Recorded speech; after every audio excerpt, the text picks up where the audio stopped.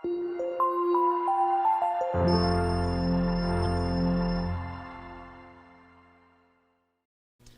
let's open our Bibles, the book of Luke.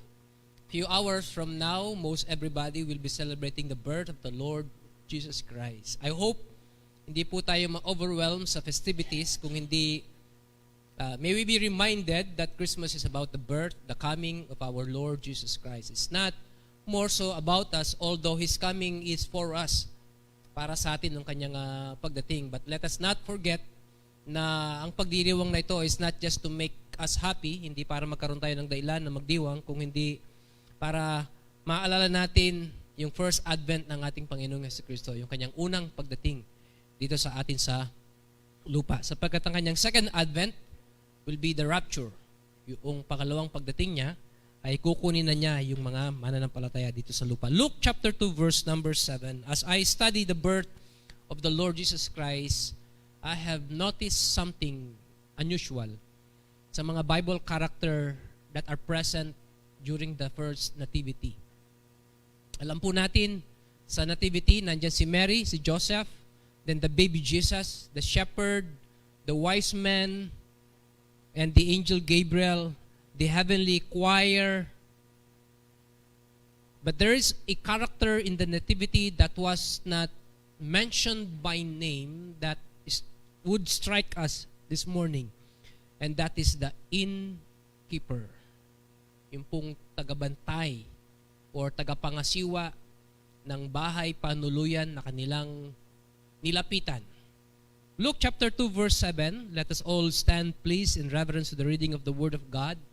The Bible says, "And she brought forth her firstborn son, and wrapped him in swaddling clothes, and laid him in a manger, because there was no room for them in the inn." Tayo manalangin. Lord, maraming salamat sa opportunity na kami ay muli pong sama-samang mag-aaral ng inyong pong banal na salita. Iniling po namin ang inyong pong patuloy na pagkilos sa aming kalagitnaan. At kausapin niyo po kami, Panginoon, as we study this passage of Scripture. Na may makita po namin ang aming kalagayan, ang inyong kabutihan at kadakilaan sa aming buhay. At magkaroon po ng pagpapasya, ng commitment to be a better person, to do better. At Panginoon, Ikaw ang siyang patuloy na maitaas at madakila sa mga buhay po namin. Ito po ang aming panalangin sa makapangyarihang pangalan ng aming Panginoong Hesus. Amen. Maraming salamat. Pwede na po tayong mahupo. Sa pag-aaral po natin ng nativity, mayroong mga striking points akong gustong makita po natin. Unang-una, yung mga Bible character dyan sa nativity, si Mary, si Joseph, of course, the baby Jesus, yung mga shepherd, yung mga wise men. Lahat ng mga Bible character na to were given an advance information about the birth of the Lord Jesus Christ. Si Mary, dumating si Angel Gabriel sa kanya at ibinalita yung napakagandang balita that she will become the vessel. Siya yung magdadalang tao sa ating Panginoong Jesucristo. Then after that, si Joseph, in a vision, the same angel, ibinalita sa kanya na yung dinadalang tao ni Maria ay walang iba kundi ang anak ng Diyos. Yung mga shepherd, yung heaven's choir ay umawit sa kanila. And the angel Gabriel proclaimed the news that their Savior was born in the city of David. Yung mga wise men, they were given the eastern star na kanilang magiging gabay para masumpungan nila kung saan isinilang ang Panginoong Jesucristo. And even King Herod ay nakatanggap ng balita through these wise men that the Messiah was born. Kinonsult niya yung kanyang mga wise men at kung saan isinilang itong hari ng mga Hudyo. And they said, in Bethlehem. Lahat ng mga taong ito were given information about the birth of the Lord Jesus Christ except for the innkeeper. Siya lang ang hindi nagkaroon ng kaalaman. Wala siyang alam patungkol sa pagdating ng ating Panginoong Jesucristo. No wonder, yung reaction niya, yung kanyang, the way he responded on that night is very unusual. Siguro sa kanilang lahat, ang masasabi natin na villain or kontrabida ay si King Herod. Yung lahat ng senaryo that is being manipulated by God kung paano, saan ipapanganak ang ating Panginoong Jesucristo, ang nag-iisang kontrabida lamang ay si King Herod. He wanted to kill the King of the Jews. Yung isinilang na bata ang ating Panginoong Jesucristo. Gusto niya itong patayin. And when he was mocked by the wise men, hindi niya ngayon alam kung sino sa mga sanggol na sinilang sa Bethlehem ang Messiah. Kung kaya't ang ginawa niya, lahat ng mga batang isinilang, from 2 years old and below, pinapatay niya lahat. It was a bloody season. During the time na pinanganak ang ating Panginoong Jesucristo. When you look at the characters in the Christmas story, they all have an advantage. At dahil nabigyan sila ng maagang impormasyon, napaghandaan nila ito. Yung pagdating ng ating Panginoong Jesucristo. Si Jose, na palihim sana niyang hihiwalayan si Maria, dahil akala niya ay nabuntis ng ibang lalaki, itong babae na kanyang pakakasalan na, isang malaking kahihiyan sa lipunan, na yung babaeng hindi pa kayo nagsasama ay bigla nagdadalang tao na, palihim sana niya itong hihiwalayan. But because of the message of the angel Gabriel to him, informing him that the child that Mary is bearing is none other the Son of God. Hindi niya ito hiniwalayan, kundi sinamahan niya ito sa kanyang pagdadalang tao. Si Mary, na naging sisidlan ng ating Panginoong Jesucristo. For 9 months, she carried that child, and the treacherous journey from Galilee to Jerusalem, 187 kilometers. Kabuwanan mo na, at any given time, pwede ka nang mag-deliver. And yet, she endured the pain of the journey, makarating lamang sa Jerusalem. Yung mga wise men who were given the star na mag-guide sa kanila, all of them were given a heads up about the Lord Jesus Christ except for the innkeeper. And I think the innkeeper represent all of us. He was not given any information, not even a hint, about the first advent of the Messiah. Nung dumating si Maria at si Jose doon sa kanyang bahay panuluyan, hindi niya alam na itong dinadala ni Maria ay ang hari ng mga hari, Panginoon ng mga Panginoon, the creator of the universe. Hindi niya alam na yung nasa sinapupunan ni Maria ang tagapagligtas. So the natural reaction of man is to be selfish. Sabi niya, puno na lahat ng mga kwarto, wala nang bakante. I'm sorry. But what if the innkeeper knew that Mary is bearing a Savior? What if the innkeeper knew that the child is Jesus the Messiah? Ang tagapagligtas, ang dinadalang tao ni Maria, paano kung alam nung innkeeper yon? I strongly believe, bago pa man dumating yung gabi na yon, magre-reserve na siya ng isang kwarto para sa pagdating ni Jose at ni Maria. Or marahil magpapatawag siya ng maggagamot or kumadrona sa pagdi-deliver ng baby ni Maria. But because he doesn't have any idea at all, the natural response is to reject. I'm sorry, there's no room. Go find the room somewhere else. At ang nasumpungan ni na Maria at Jose ay ang sabsaban. Doon isinilang ang ating Panginoong Hesukristo.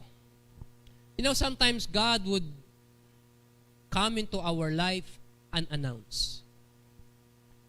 Hindi papaalam ng Panginoon ng kanyang pagdating sa mga buhay natin, ang pagkatok sa pinto ng mga buhay natin, and oftentimes we respond as humans without any slight idea na ito yung mga pinapadala ng Panginoon sa atin to represent His presence sa mga buhay natin. There was a pastor once na meron po siyang dinalaw na isang binata. He is about to commit suicide. Hindi niya kilala itong binatang ito. Nakatanggap lamang siya ng tawag sa isang babae na sabi niya, napakalayo ng lugar ko para dalawin yung anak ko. Kalalabas lang niya sa pagamutan. Will you check him for me? Here's the address. At dahil yung binatang yon ay nakatira lamang doon sa lugar kung saan nagpapastor yung pastor, pinuntahan niya. It was Christmas Eve, kung saan napaka-busy ng lahat ng mga tao. Yung pastor, busy siya sa preparation sa church, busy siya sa preparation sa kanyang pamilya, yung mga panang-uwi, bisita ng mga darating, napakaraming mga kailangan gawin. And yet, itong request ng isang di kilalang babae sa kanya, it comes in an unusual time in his ministry. He could have easily rejected that request. Pwede niya sabihin na, I'm sorry, busy ako, marami akong ginagawa. But for some reason, merong nagtutulak sa kanya, puntahan niya itong binatang ito. So, pinunta niya yung address, kumatok. At pinaliwanag niya na yung mother mo tumawag sa akin, she wanted to check on you, kung kumusta ka, anong lagay mo, ano na nangyari sa iyo. She could not come because of the distance. Yung pagsasalitang yun ng pastor, biglang sinara ng lalaki yung pinto. Ang napakalakas, sabi niya, iwan mo ko. Ayoko makipag-usap kahit kanino. Pakisabi sa aking ina, I don't want her in my life. Umalis na yung pastor, bumalik sa kanyang sakyan. At ang sabi niya, Lord, I did my part. It's now up to you. Umuwi na siya. Then a year went by, 365 days to be exact. The same day, it's Christmas Eve. Nakatanggap ng napakakapal na sulat yung pastor. Walang nakalagay na sender, sulat lamang siya. Anonymous. Ngayon yung pagbukas na sulat niya, ang unang line na narinig niya is a message of apology. Ang sabi sa sulat, I was the man a year ago whom you knocked on my door. And I slammed the door in your face. I shouted on you and told you, I don't want to speak to anyone. I don't want my mother in my life. That night, I was about to commit suicide. But after you knocked on my door, I contemplated on the effort that you made to come visit me on Christmas Eve. I know you're a busy person, but you took the time to come visit me. That simple act of kindness, the care you showed to me on that night, changed my heart, not to take away my life. And I wanted to thank you. At marami pa siyang sinabi doon sa mga sulat na pinadala niya. You see, God came knocking on the door of that man through the person of that pastor. What if that pastor said, no, I'm busy. I can't go there. Kikitilin ng lalaking yun ang sarili niyang buhay. But because God came knocking on his door, God transformed his life. You know, sometimes God would come in our life unannounced. And God wanted to see how we should react or respond when He come into our lives. Paano ba tayo nag-respond sa Panginoon kapag dumating siya sa ating mga buhay? Oftentimes, out of selfishness, we will just simply shut off ourselves from outsiders. Na parang hindi sila nag-i-exist, hindi natin sila kilala, hindi natin sila kailangan. What if that person is God Himself? Kumakatok siya sa buhay natin. And it is a shame on our part na sa lahat ng mga pinag-aralan natin dito sa church, sa lahat ng mga tinuro sa atin, sa lahat ng mga natutunan natin, sa pag-aaral natin ng salita ng Panginoon, we will simply shut off other people from our life. And what if yun mismo ang ating Panginoong Jesucristo, dumating siya sa buhay natin at sinabi natin, Lord, I have no room for you. Katulad nung innkeeper na yun, there's no room for them in the inn. Kung alam lang nung innkeeper na yun, na yung mag-asawang kumatok sa kanyang pintuan, ay ang mag-asawang ginamit ng Panginoon para maisilang ang ating tagapagligtas, I am most assured na magre-reserve ng spot para sa kanila. I-welcome niya itong mag-asawang ito and He will give the best care para sa kanila. Kung ang Panginoon, i-announce lamang niya na darating siya sa bahay natin, merong grupo ng mga taong darating, I am with them, welcome them, sigurado akong papasukin natin sila at paghahanda natin sila and we will give them the best hospitality that we could offer them. Pero kung hindi natin alam yung kanilang pagdating, the natural reaction of man is to be selfish. And oftentimes, it is a shame na ganun yung reaction natin kapag merong mga dumarating sa mga buhay natin. Kung babasahin po natin yung Book of Luke, chapter 1, 2, hanggang chapter 3, makikita natin na yung central theme ng tatlong chapter na to ay yung walang puwang ang Panginoon sa buhay ng maraming mga tao. Nagsimula yan nung isisilang pa lamang siya, wala nang bakanteng kwarto doon sa bahay panuluyan para sa kanila. Doon sa kanyang sariling bayan sa Nazareth, he was not even welcome. Kung kahit ang sabi ng ating Panginoon, a prophet has no honor even in his own country. No wonder in Matthew 13:58, ang sabi ng Panginoon, and He did not many mighty works there because of their unbelief. Na kung naniwala lamang itong mga tao sa Kanya, sana marami ng ginawang dakilang bagay ang Panginoon sa kanila. Sana kung yung innkeeper ay pinatuloy lamang niya si Maria at si Jose dun sa bahay panuluyan niya. Yung inn na yun, yung bahay panuluyan na yun, maging yung innkeeper na yun will become an eternal part of the history of the birth of the Lord Jesus Christ. But because He refused na welcome sila dun sa kanyang bahay panuluyan. Let me ask you this question. Welcome ba ang Panginoon sa buhay natin? Yung bahay panuluyan na yun, yung innkeeper na yun, marahil yun lamang yung kanyang source of income, yun lamang yung kanyang kabuhayan, and yet, he did not welcome the Lord Jesus Christ. Welcome ba ang Panginoon sa kabuhayan natin? Kapag kailangan tayo ng Diyos, willing ba tayo na i-shut down for a moment yung kabuhayan natin, makapagbigay lamang tayo ng time sa ating Panginoon? And oftentimes, I wonder kung nasaan yung puso natin. Kapag panahon na kailangan ibigay natin yung time natin sa Panginoon, mas inuuna natin yung ibang mga bagay. Para nating sinasabi na wala tayong ipinagkaiba dun sa innkeeper na yun. Once in a lifetime, dumating ang Panginoon dun sa inn. And yet, sabi niya, sorry, no vacancy. Walang bakante. There's no room. Kung darating ang Panginoon ngayong umaga, sa bahay natin, sasabihin ba natin, Lord, dalawa lang kami nakatira dito, ang upuan sa mesa, dalawa lang, sorry, there's no more seat for you. Or should we reserve another seat for Him? Napakahirap, di ba? During this Christmas season, lahat ng tao ay hindi makaugaga sa pag-uwi. Napansin niyo ba yan? Lahat gustong makauwi. Kahapon kasama ko si Brother Marvin, pumunta kami ng Ulilan, Bulacan. Paglabas pa lamang namin sa Luisita, pagpasok sa SCTEX, yung kabilang lane, northbound, napakakapal ng mga sasakyan. Usad pagong. Traffic, kilometer by kilometers.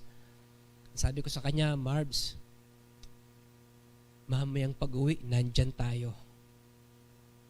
Matatraffic tayo pag-uwi. 12:00 na tayo makakauwi ka ako.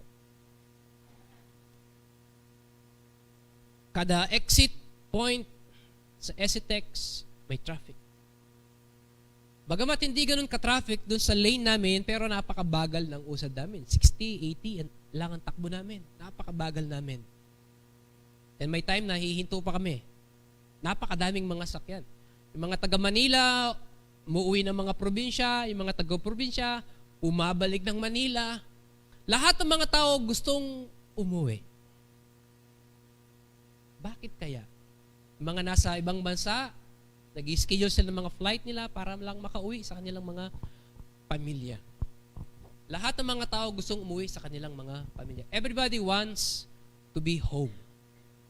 Gusto nilang nasa kanilang mga pamilya. Lahat naman siguro tayo dito, gusto natin kumpleto tayo sa bahay natin as we celebrate Christmas. Diba?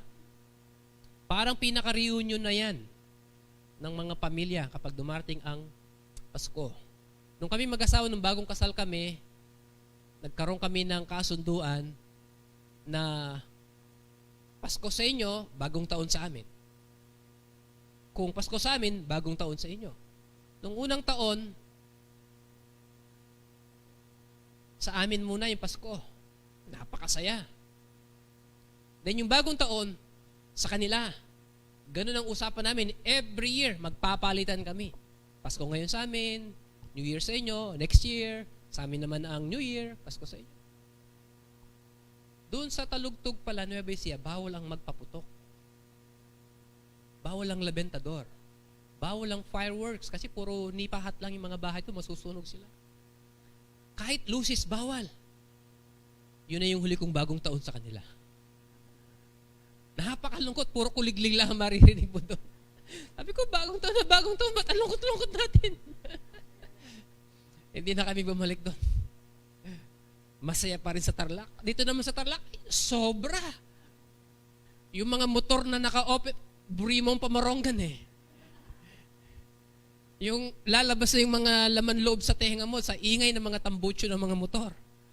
Di mo naman sila masisi dahil ito lang yung time nila na magpaingay. Bagong taon. And everybody wants to go home. Marjorie Holmes, a poet, she once wrote a poem about her experience in her family. Lahat sila magkakapatid, may mga pamilya na, naiwan na lamang yung magulang nila, mother and father, sa luma nilang bahay. At they celebrate Christmas every year on Christmas, napakalungkot. 2 na lamang silang natitira doon sa bahay. And one time, they decided na i-surprise yung parents nila. Doon sila mag-Christmas. Silang magkakapatid. Very vivid pinicture niya yung reaction ng kanilang ina nung makita silang magkakapatid on Christmas Day. So sa pintuan nila, meron silang maliit na bell. Na kapag binubuksan mo yung pinto, tinatamaan yung bell na yon. At alam na alam mo kapag merong pumasok sa pinto, tutunog yung bell na yon. Natatamaan ng pinto. On the wake of Christmas morning, nag-usap-usap silang mga kapatid, they will celebrate their Christmas with their parents. On the wake of that Christmas morn, habang naghahanda yung mother sa kusina, narinig niyang tumunog yung bell. Meron silang bisita. Isa sa mga anak nila dumating. Niyakap niya to. With tears in her eyes, the bell rang again. Yung isa sa mga anak niya, dumating uli.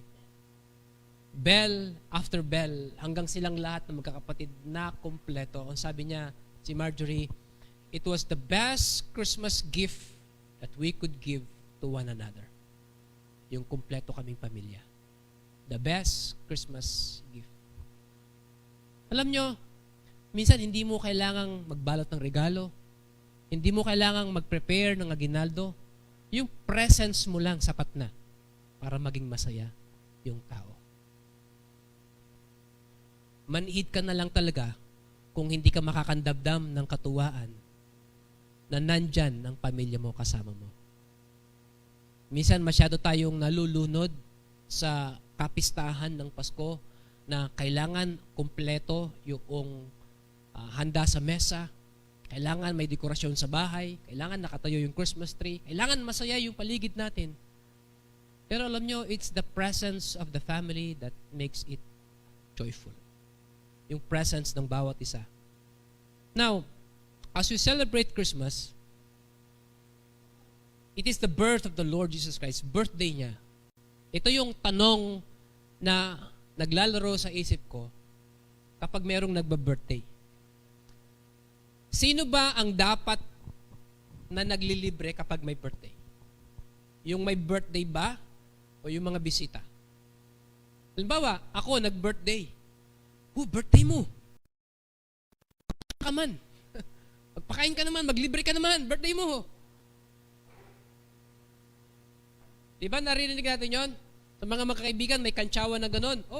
Birthday nito, magpalibre ka, magpa-burger ka naman. Sa kabilang naman, birthday ko. Batiin niyo ako, libre niyo naman ako, birthday ko. Ngayon tanong, sino ba talaga ang dapat na nagpapakain? Yung by birthday? O yung mga bisita? Itong row na to. Pag nag-birthday kayo, papakainin ba kayo? Kayo magpapakain? Ha? So yung may birthday ang pakakainin. O itong gitna. Kayo, pag nag-birthday kayo, kayo yung pakakainin o kayo magpapakain? Magpapakain kayo. Okay. O ito naman. Magpapakain din. So kapag nag-birthday to, tandaan niyo pagbumukha nila. Ha? Pag nag-birthday ang mga to, magpapakain sila. Ito mga to, pag nag-birthday, sila yung pakakainin. Ngayon tingnan natin yung origin ng birthday. Ang ating Panginoong Jesucristo pinanganak. May mga bisita siyang dumating. Alam natin. Yung mga shepherd, tsaka yung mga wise men. Ngayon, yung dala ng mga shepherd is just themselves, yung presence nila. But the wise men, not only their presence, but they have gifts with them. Ay dala silang mga regalo. Kapag mayroon pong nagba-birthday, 3 bagay ang ginagawa natin. 3 things. Number 1, participation. We will make every effort to come. Kapag yung magsa-celebrate ng birthday ay importante sa atin, you are going to arrange your plans, you are going to arrange your schedules, makapunta lamang doon sa celebration ng may birthday. Kung may pasok ka, magli-leave ka, mag-a-absent ka, kung may schedule ka, isasantabi mo yun, makapunta ka lamang doon sa celebration ng may birthday. Am I correct? Kung importante siya sa'yo. Ngayon, kung hindi siya ganun ka-importante sa'yo, busy ako, sorry, hindi ako makakapunta, papadala ko na lang yung regalo. Napakadaling i-reject, i-decline yung invitation. Pero kapag importante yung tao, kahit gaano tayo ka-busy, nagbibigay tayo ng time para makapunta. So that's number 1, yung participation natin, yung presence mo, yung physical presence mo, ibinibigay mo. Second, nandun ka na. Anong susunod na gagawin mo, nakita mo yung mayroong birthday? Ang sasabihin mo sa kanya, Happy Valentine, Happy New Year. Happy birthday. Okay? Ito yung celebration, i-greet mo siya ng happy birthday. Anong ibig sabihin nung greetings mo na happy birthday? Ano bang Tagalog ng happy birthday? Okay, yung happy, Tagalog niya, maligaya. Yung birthday, karawan. So we are wishing the celebrant happiness.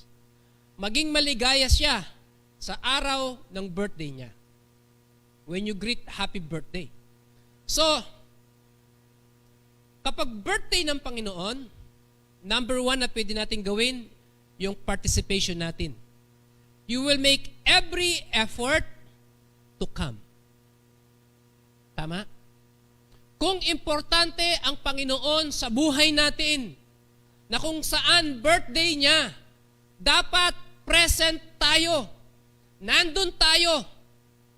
At alam niyo bang hahanapin tayo ng Panginoon? Kung nandun tayo. Now, it just so happened today is Sunday, and I think it's only right na nandito tayo as we celebrate the birth of the Lord Jesus Christ. Then we will greet Him. We will greet Him happy birthday as if we are wishing Him happiness. Yung maging maligaya siya. The question, maligaya ba ang Panginoon sa birthday niya? Tinitingnan ng Panginoon yung mga buhay natin.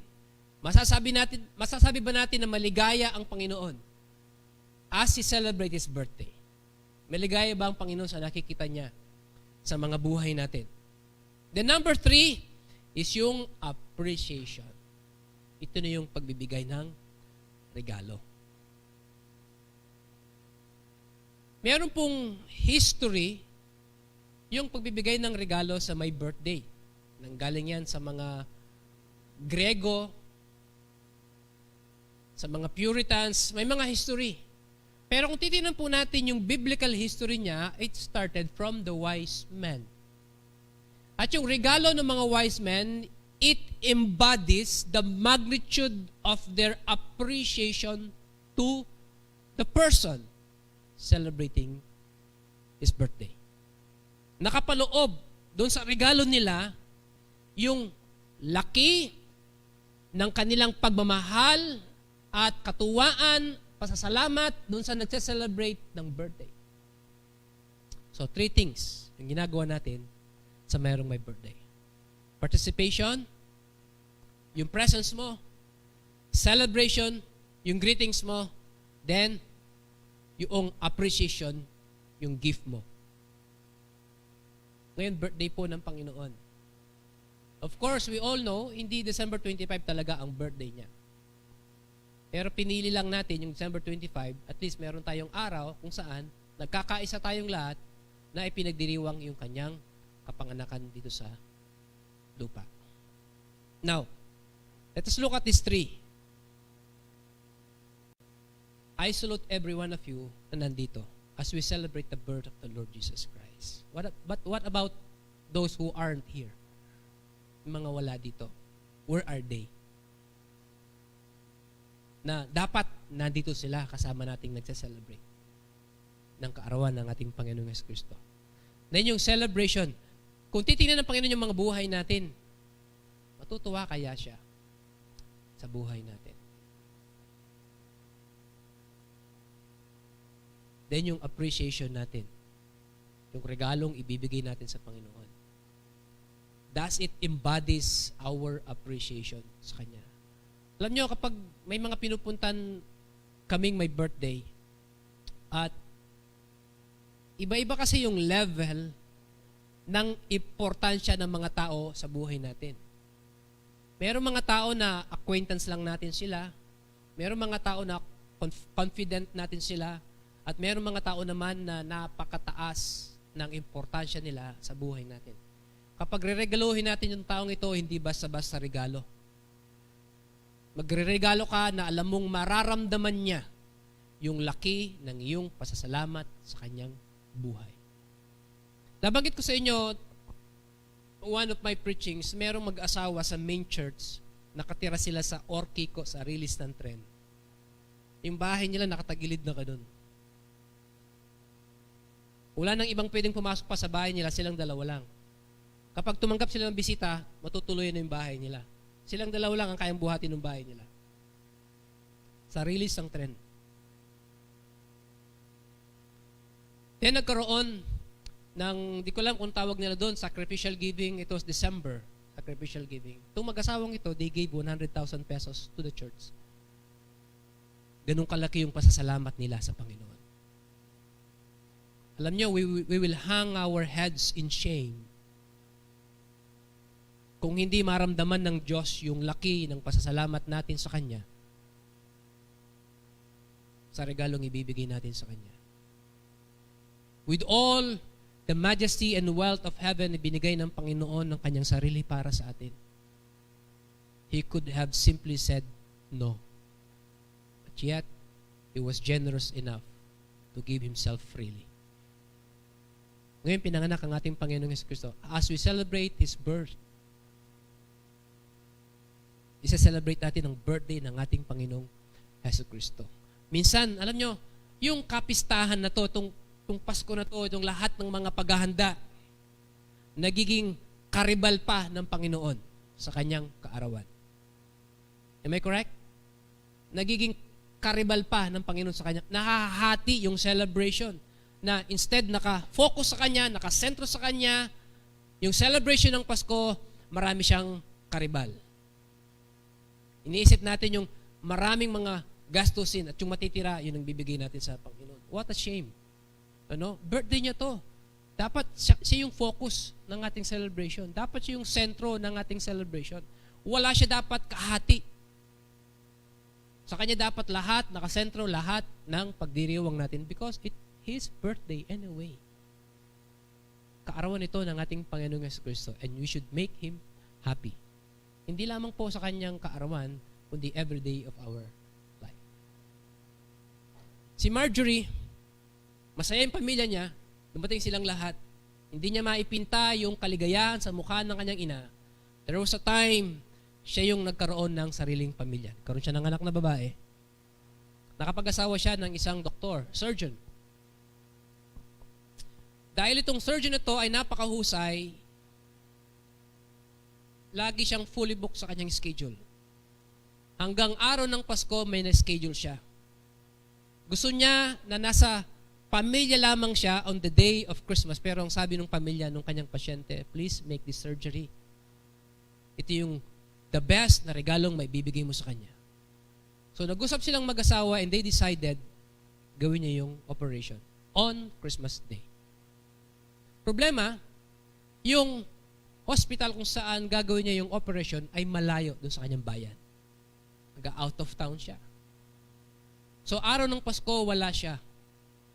Si Marjorie, yung asawa niya, hindi siya mapakali sa bahay. Sabi niya, I will not allow na isa-celebrate natin yung Pasko, hindi tayo kumpleto. They took the bus, kinuha niya yung anak niyang babae, sumakay sila sa bus para puntahan yung ospital kung saan nag-o-opera yung kanyang asawa. It's not the house that matters. It's the home. Kung nasaan tayo, that's home. Habang nakasakay sila sa bus, yung anak niyang babae, meron siyang napansin na isang pasaherong nakatayo. Naka-uniforme siya ng Coast Guard. May dalang bag. Hinilan yung palad ng kanyang ina. Ma, uuwi din ba siya sa kanyang pamilya? Yes, anak. That's the spirit of Christmas. Togetherness of people. Kaya pala pupunta natin si Daddy para kumpleto tayo. Nasa-celebrate yung Christmas. How is your Christmas? Kumpleto ba ang pamilya sa araw ng Pasko? Alam nyo, nalulungkot tayo minsan darating yung Pasko, may mga pamilya tayong nasa ibang bansa, hindi nila magawang umuwi. Because it's not practical. Yung pamasahe lang, napakamahal. Ipadala ko na lang yung pambili ng ticket sa inyo. Magamit nyo pa. Nagkasakripisyo sila. Iba yung Pasko ng Pinoy. Pinakamasayang mag-celebrate ng Pasko ang Pilipino, kaya maraming umuwi.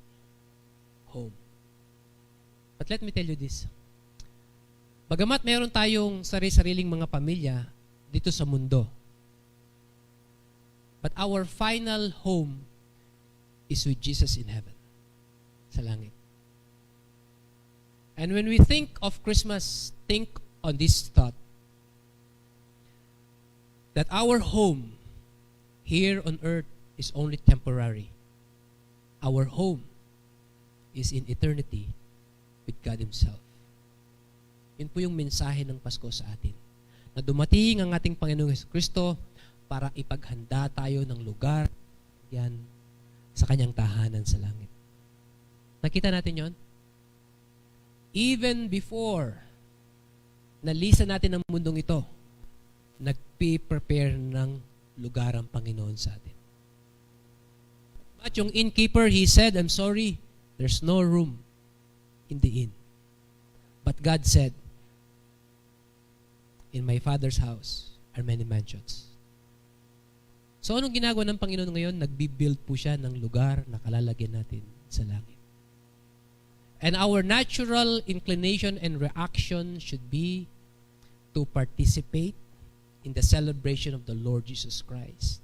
To celebrate with Him, wish Him happiness, and to express our appreciation dun sa mga handog na ibibigay po natin sa Kanya. It should embody the magnitude of our gratitude. Yung laki ng ating pasasalamat dapat kumatawan doon sa ibibigay natin sa ating Panginoong Jesucristo. Amen?